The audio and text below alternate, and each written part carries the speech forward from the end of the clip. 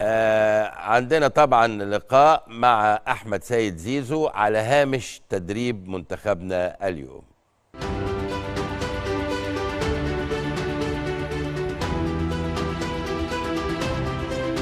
المعسكر بادئ بشكل كويس جدا. بقالنا دلوقتي المعسكر كان على فترتين، فترة 6 أيام، وبعدين ريحنا يوم، وبعدين جم المحترفين هنا على الكويت.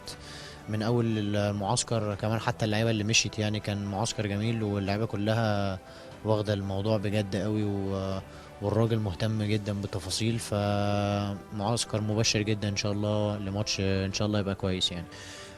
مباراة كبيرة مع منتخب أكيد كبير بيضم عناصر بتلعب في أحسن أندية في أوروبا يعني. آه، الراجل جاي بياخد كل ماتش بجدية كبيرة يعني. حتى الماتشين الوديين اللي احنا لعبناهم كان واخدهم بجد جدا. ده تقريبا يبقى أول اختبار حقيقي ممكن يقابل اللعيبة في الفترة اللي فاتت. وان شاء الله احنا مركزين نحاول نطلع بمكاسب كتيرة ان شاء الله في الماتش. اكيد اكيد كل واحد الماتشات الكبيرة دي هي اللي بيبين شخصيات المنتخبات الكبيرة يعني.